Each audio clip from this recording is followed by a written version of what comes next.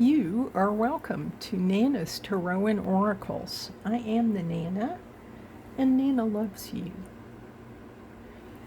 You have a home here for comfort and contemplation, hope and inspiration, rest, renewal, and relaxation. Your readings will empower you to use your intuition to help you towards a better life. All readings are dedicated to truth and light, but cannot take the place of professional services of any kind. Readings are general, and if they do not sound right to you, they may not be for you today. Try again another day. If you like what you're hearing, please select the like button below and subscribe. It's free with all notifications. Share with your friends or family. If you have a question or a comment, I will try to answer it below. You are important to Nana, and Nana is always happy to have a chance to speak to you again. Today is June the 15th, Monday, Moon Day, and we have the lovely new moon in Gemini today. And there is certainly a lot going on astrologically that we need to discuss. First of all, I have excerpts from a newsletter from Michael Lennox, who is an astrologer that I like a lot. He has a YouTube channel, and every morning he does a short, which he calls red robe astrology, because he does it in his red bathrobe in the very early hours of the morning. And he is very funny and gives a very good but very thorough review of the day's influences. But he also does periodic letters on the bigger events, such as today's new moon. And he talks about the fact, and I think this is very important, in Gemini we have language to help us navigate the world. It's the first thing consciousness created once it woke up. Pisces is the potential for all. Aries says, I'll go, and dives into Taurus's land of form. The earth herself. Consciousness was isolated until the twins arrived. They told us how to think, perceive, and connect with each other. That last one is the real drive of Gemini, to connect. The twins know this. They arrived bonded together. And they love this sensation so much it's all they could talk about once Cancer came along and started making us a home. This new moon arrives in the midst of a revolution on the planet that is far from complete. Ideas and the ways we share and weaponize them created the divide and fueled the polarization gripping the world. In the chart of the United States, Mars, representing the population, is in Gemini, and the twins seem locked in a death spiral. We are collectively trying to determine where we stand in a battle for the soul of humanity. The planets reflect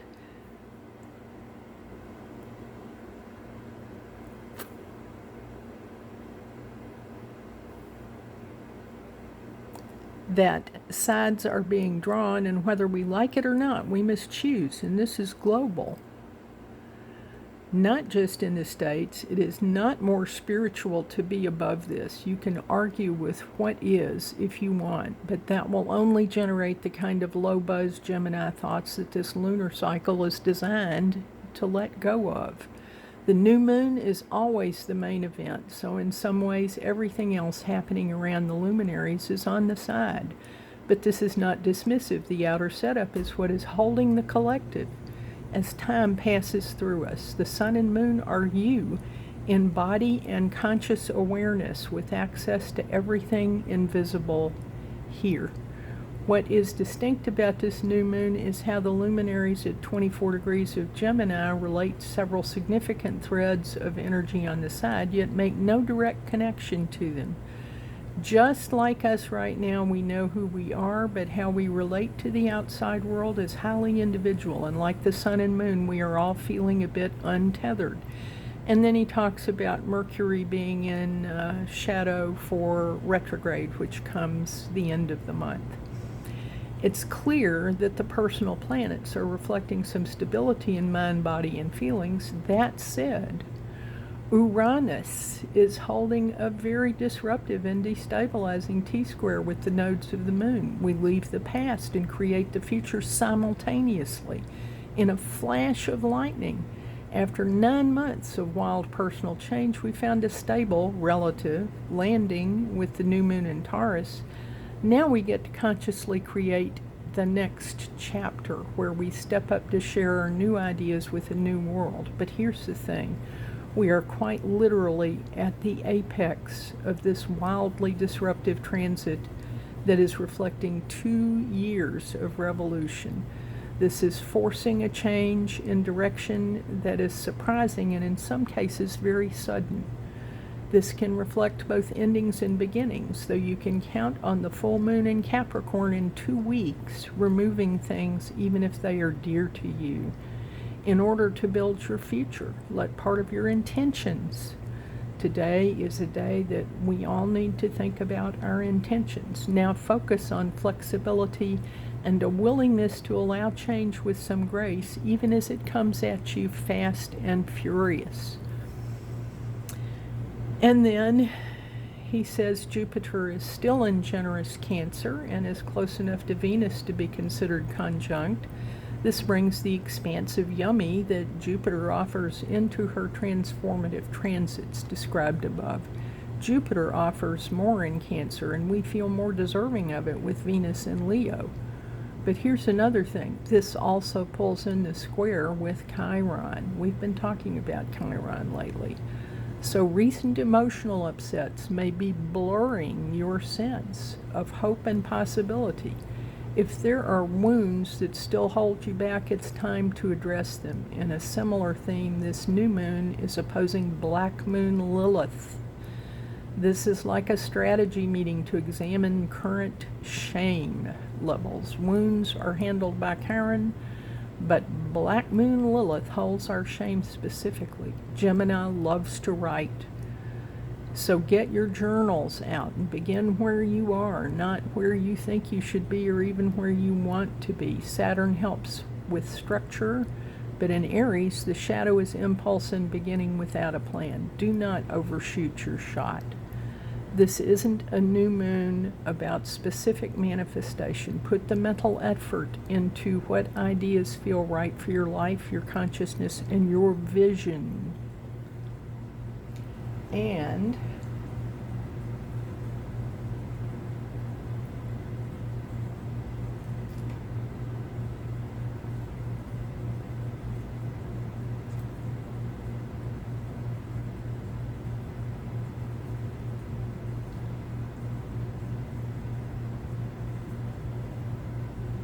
I also got this off of moonreading.com. This is a very good site where you can put in your data and find out what your moon sign is, and it gives you horoscopes related to your moon sign. This in particular talks about the new moon, super new moon in Gemini, and one thing that I have noted is that it has made me feel quite emotional because it is a super new moon with the orbit closer to the Earth than usual, intensifying its gravitational and energetic pull on everything below. When this proximity coincides with a new moon, the seeds being planted carry exceptional weight. In the communicative and quick-witted sign of Gemini, the seeds that matter most this week are made of language itself, the words you speak to others and the words you speak silently to yourself. Gemini is ruled by Mercury, the planet of language, communication, and the rapid movement of ideas. Under this amplified new moon, the words you choose this week carry unusual weight in shaping what comes next in your life. The stories you tell yourself become the soil in which your future grows. The names you give to things become the way those things actually exist for you. The conversations you initiate and the ones you continue to avoid become the architecture of your closest relationships. The cosmos is asking you to wield language with deliberate intention rather than running on the autopilot of a habit that most of us slip into when we speak. So think about that. It also gives note. Pay close attention this week to the internal monologue running quietly beneath your conscious thoughts, because that voice is louder under this super new moon, and what it is saying is shaping your reality more than you realize. The way you talk to yourself when no one else is listening is the most consequential conversation of your life. Pay attention to that.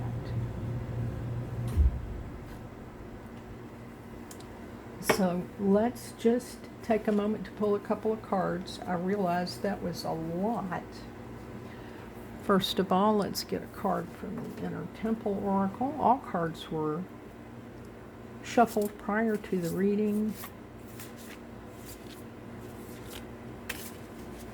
Here is our card for today, and it is the Chamber of Soul Contracts. Now, what is your soul contract? Do you know what agreements you are entered into on your soul level? That is certainly something for us to think about. I am not going to spend a lot of time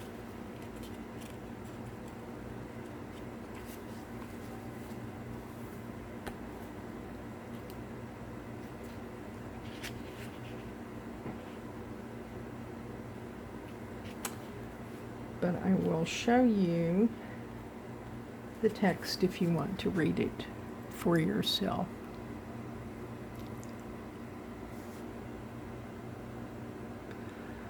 The Chamber of Soul Contracts appears as a confirmation that what you're currently experiencing or being called to experience is part of your soul's plan. What are you being called to do? And what support do you need? Call it in, call it in, call it in. It strikes me that this calling is communication, and that has to do with this new moon in Gemini. Think about that. And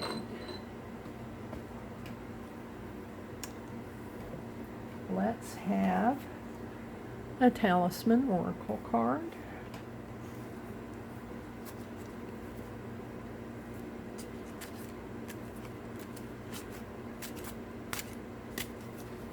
Our Talisman Oracle card for today is one that we've had recently. Again, Wisdom with the upside down octopus. And I think that speaks to the fact that we need to have wisdom about how we use our communications and our words. And once again, let's go to the book and show you the text.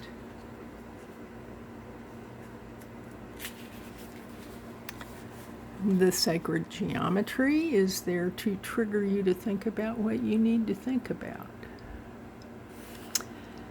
And I see the eye down here as a symbol of protection. Here is the text. In a reading, Wisdom says the power of the mind has no limits. Wisdom is not only about having all the information and knowledge, but about applying what we know to our situation so that it adds meaning and promotes the common good. The affirmation, I use the wisdom within. And now let's have a significator card. I know that astrology section was long, so I'm trying to keep this brief. Here is our significator card for today. And it is the Three of Pentacles. We have been seeing this one a lot. And it has to do with collaboration, which requires communication. That would seem very significant. Now, Pentacles are the earth signs. Those are Taurus, Virgo, and Capricorn. 3 is also the number of the Empress in the major arcana, but 3 is a number of progress. It is the number of the Trinity. 3 is an important number to many of us. This is also, in many ways, reflects the association of the divine feminine, of the institutional situation, and of the craftsman or the working man. And on the reverse of the deck, we have the Two of Swords. Swords are the air signs, Gemini. And look, there is our new moon. 2 is the number of duality and choice. It's also the number of the twins. The character here is seated in contemplation, blindfolded, and the swords are in crossed arms, which might be considered to be an obstacle or a blockage. We have to think about things. But I do see progress here between the 2 and the 3. And considering the Black Moon Lilith and also the influence of Venus, let's get a clarifier from the Triple Goddess deck. The clarifier is the Fool. We got this in the last reading. Interesting how we're getting repeaters here. New moons are definitely a new start. And the Fool represents a leap of faith. Sometimes when you are blinded and have difficulty deciding, you need to take a leap of faith. Now then, the card on the reverse of the deck is the Ten of Swords.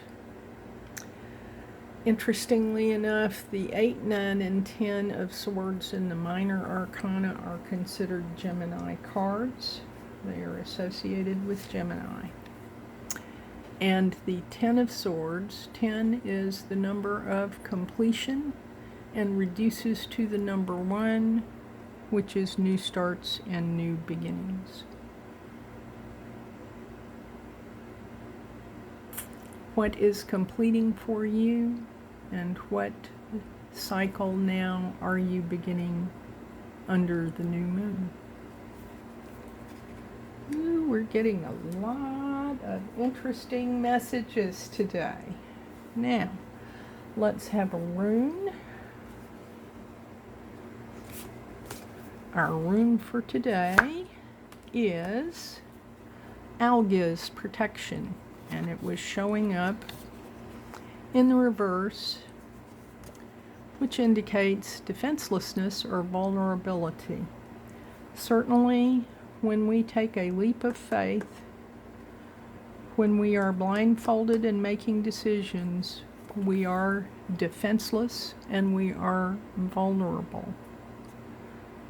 But I believe that between wisdom and collaboration with others, we may find our own protection.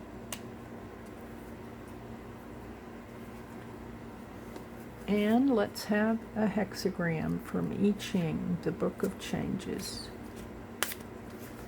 Our hexagram for today.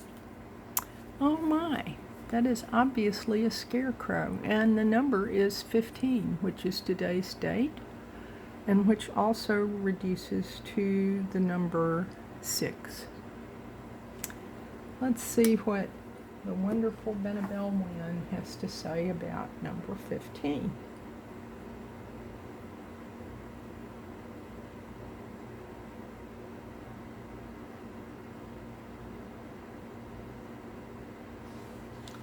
Number 15 is modesty.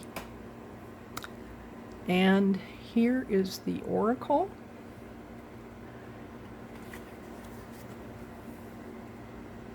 If you must boast to receive honors, then no one will truly see you as honorable. Nothing is more honorable than decency. Show temperance in your conduct, temperance in your speech, and moderation in all that you do. There is no need for assuming airs of dignity or self-importance. Do not exaggerate. When you strive to be undistinguishable, you become the most distinguishable.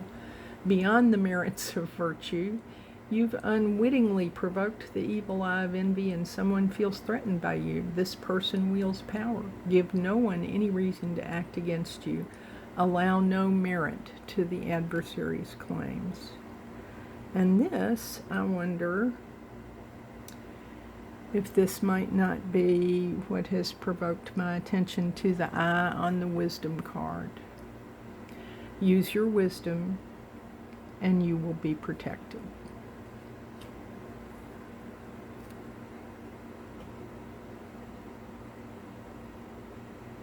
And at the bottom of this, I would like to point out that it says, modesty will help you achieve success. What is most important for you is to follow through. Initiating is not the challenge. Completion is the obstacle. The sage will meet a favorable outcome. I think that message deserves some attention.